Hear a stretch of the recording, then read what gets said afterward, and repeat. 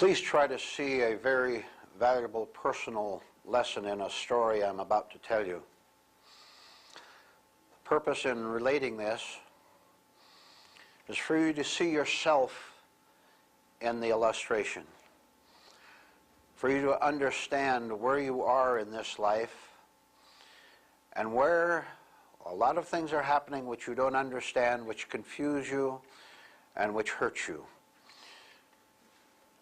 You are hurt, are you not? Doesn't it hurt pretty severely at times? And you have no one to talk to. You don't know how to get rid of it. And you sense, do you not, that everyone you know, your closest friends, your best advisors, you sense that everyone you know is in the same sad, dreary condition as you are, only they do the same thing you do, which is to cover it up with forced smiles and pretenses of accomplishment.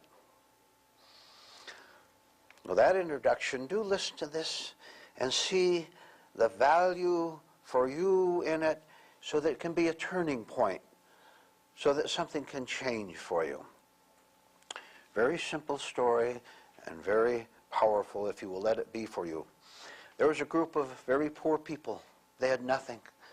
Little food, little clothing, little rare places to live which were not suitable. Poor. One day they heard something that made them very excited. And what they heard was that the mountain, a short distance away, at the top of this mountain was a treasure of gold. And they were told, these poor people were told, that if they could climb this very rugged high mountain and reach the top, they'd find gold there. So they were excited and hopeful. So they started up the mountain, which indeed was very rugged, thick with rocks and sharp bushes, steep and rocky, very difficult. And every time they took a step up, they slid back a little bit, fell down, they hurt themselves a whole lot. And they bumped against each other and knocked each other off the mountain for a little distance. And they got up and they climbed up again. After a long while, they got to the top. And, oh, were they excited now. Here at the plateau at the top of the mountain, they said, somewhere up here is gold, and it will solve all our problems. Once we find it, all will be well. We will be well. By the way, have you ever had that excitement?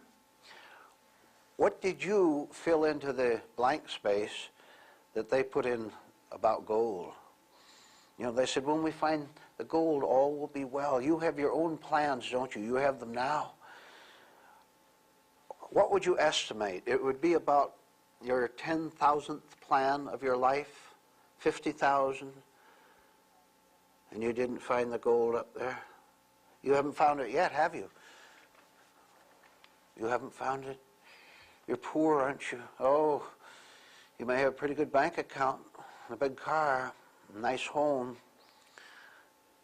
You're pretty poor, aren't you? You know what I'm talking about. Of course you do.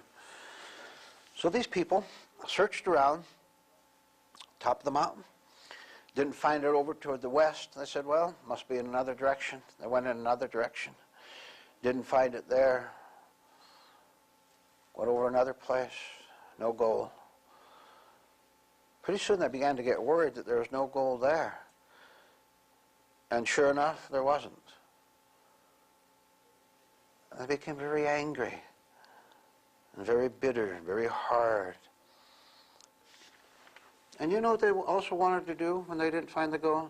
Let's see if you can understand this in connection with your own life. When they didn't get what they wanted, you know what they wanted to do?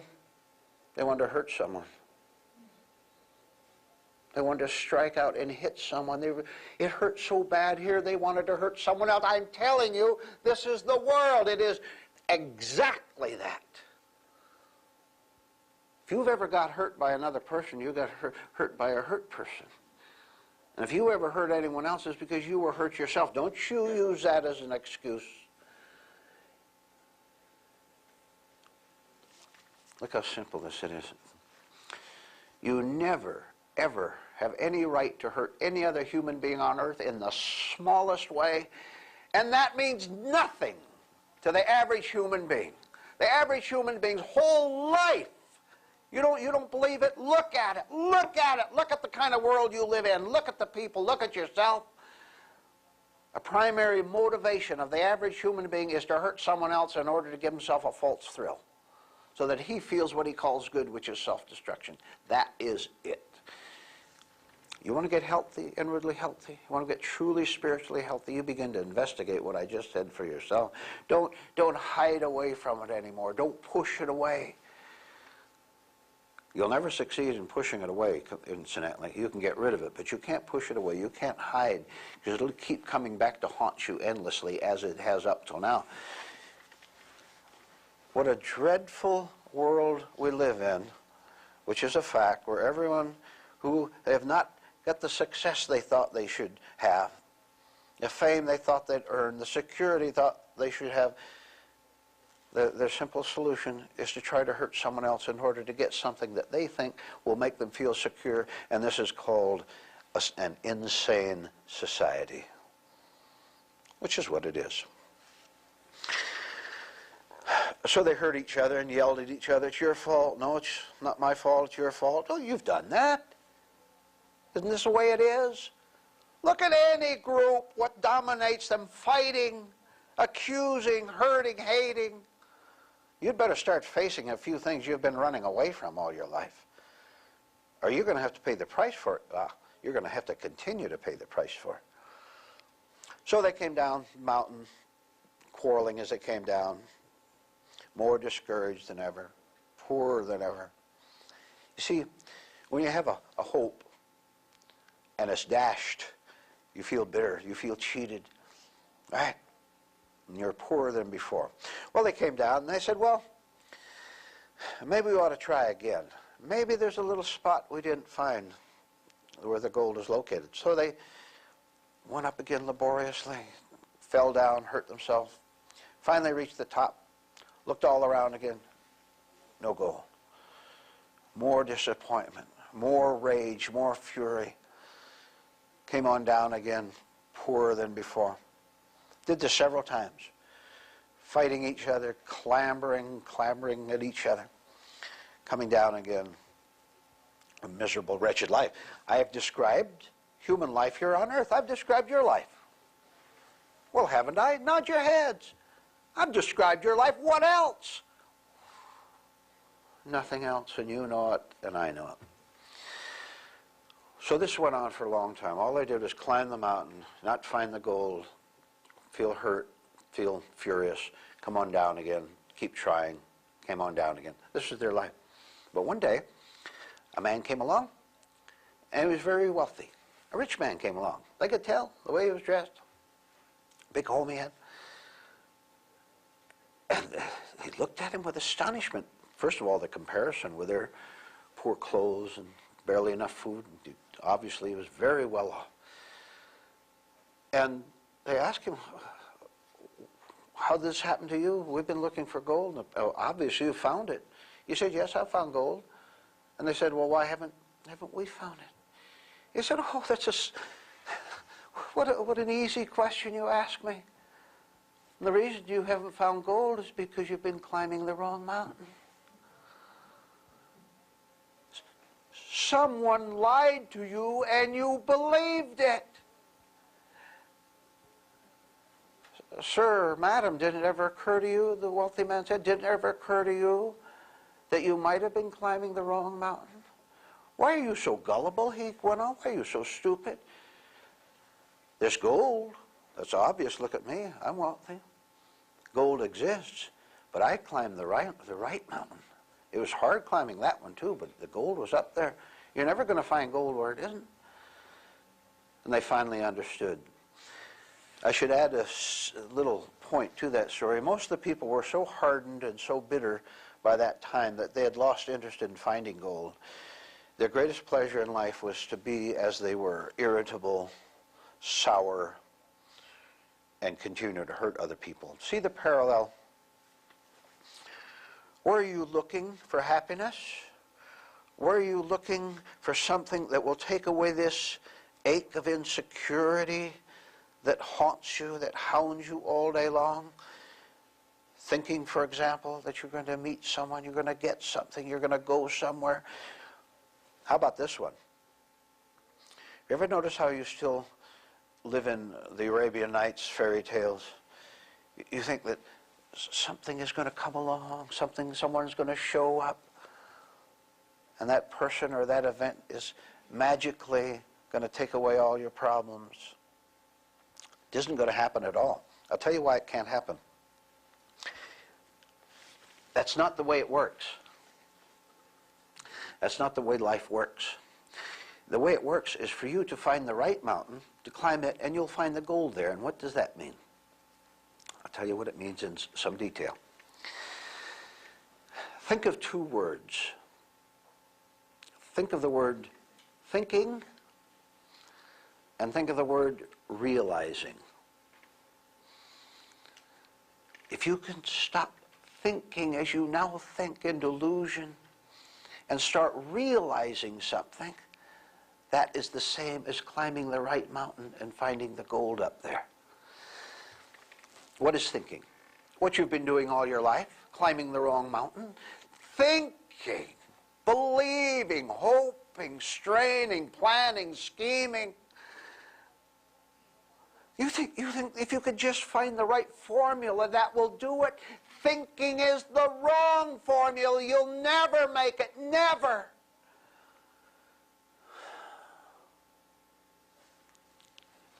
Realization. If you don't know how to spell a certain word and you misspell it a lot, you think about the spelling, whatever the word might be, the word mountain, okay? The word mountain, you're not quite sure how to spell it. You look at it and it still looks wrong. Finally, you do the right thing of looking up in a dictionary, and the dictionary has it correctly spelled, and now you realize the correct spelling of the word, and therefore you don't have to think anymore. I have described to you something truly beautiful and marvelous, which can be a spiritual experience, an authentic happening for you inwardly, in which you no longer think your way through life, but have a realization of what you are all about, of what life is all about, and that realization puts thinking in its proper place to handle everyday matters. But the rest of your life is handled perfectly by realizing, by seeing, by understanding. You know, those people who climb up the wrong mountain time and time again, the parallel to that is you always believing that a new set of thoughts, of beliefs, of going somewhere, of doing something, that the new set will surely produce a new feeling. It doesn't, does it? All it does is give you a very temporary hope that when you reach a certain place or attain a certain thing, then you will feel different. Haven't you noticed something? How old are you? Answer to yourself. Haven't you noticed something in all your years of living that you have never had an authentically different feeling from the ones you had since you were 10 years old and 15 years old and 20 years old? You don't have any different kind of an internal sensing, sighting, feeling at all. It's just a repetition. Remember those poor people who repetitiously climbed the mountain, scrambling over the rocks and over each other and pushing each other aside? They had very boring feelings all the time, didn't they? And worst of all, listen to this, worst of all, way back inside, they knew that when they got to the top of the mountain, they knew there wasn't going to be any gold there. See, people are afraid to give up their old ways, just as you fear to give up your old ways of thinking and of planning and of scheming. You won't just simply drop it to see what the alternative is. And I told you what it is. The alternative to wrong thought, to delusion. Look at this beautiful alternative. To know. To know, absolutely. And when you know, you are free. Why do you continue to hurt yourself deliberately when you don't have to?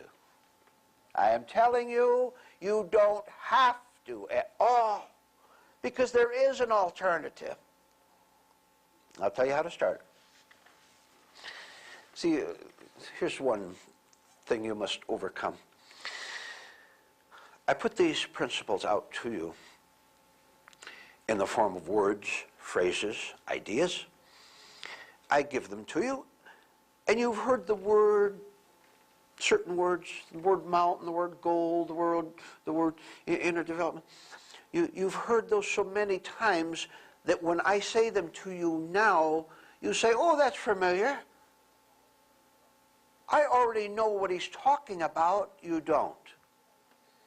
You know the words I'm using. I'm using the English language. I'm using phraseology. You know that. And you say, that I already understand. You don't understand anything at all. Least of all, yourself and your life. You don't know what's going on inside of you or outside of you. Is this a confused world? Is this a chaotic world? Is this a world indeed where people go around wrecking each other? Of course it is. Now, look at the simple logic here. Would conscious human beings, would sensible human beings, would decent human beings, would good human beings go around hurting each other? So people don't understand. Here it is. You want gold? You want to really find it? You want to climb the right mountain? Want to be different. I said, if you want something different in your life, then you have to be different. Want to be different. Don't want to be you anymore. If you remain you, then you will remain with your pain, with your hostilities, right? Who do you think you are? You are the pain you experience. That's the only thing you are. You have nothing else. And the last thing you have, ladies and gentlemen, is the power to change yourself. You think you haven't at all. And the very fact that you think that means that you don't have it. I better give you a little side thought before we go on.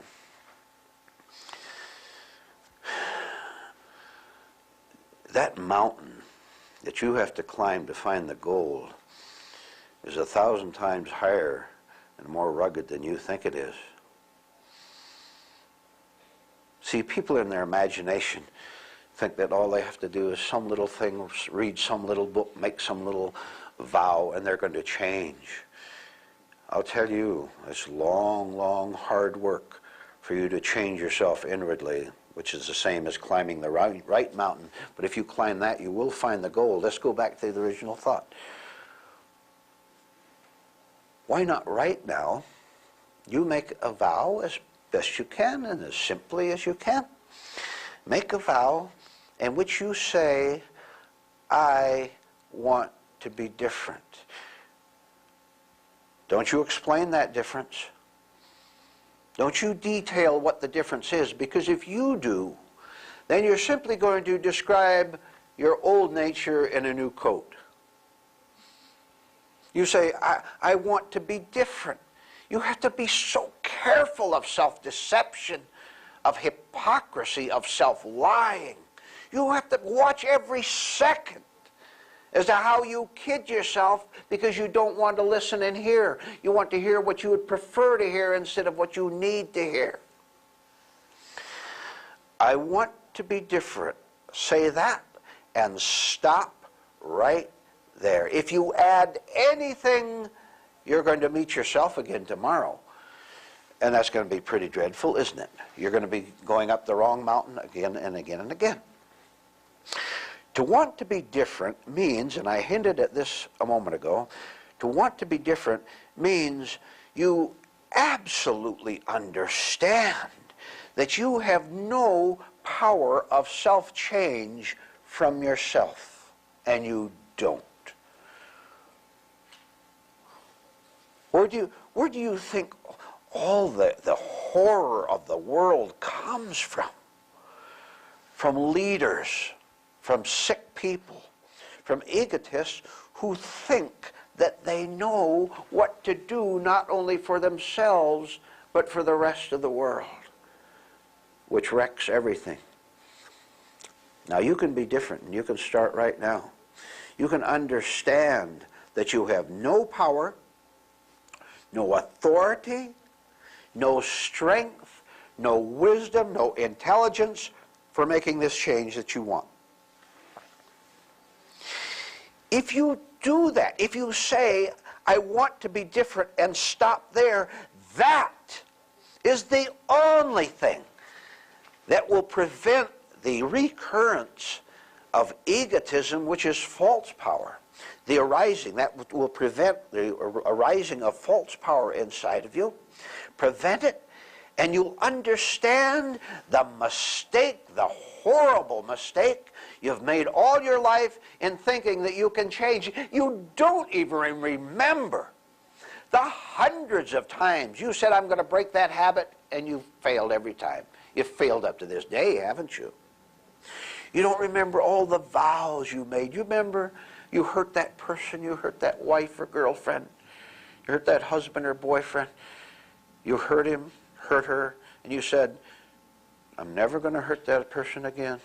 And you hurt him again, didn't you? And the next day and the next day.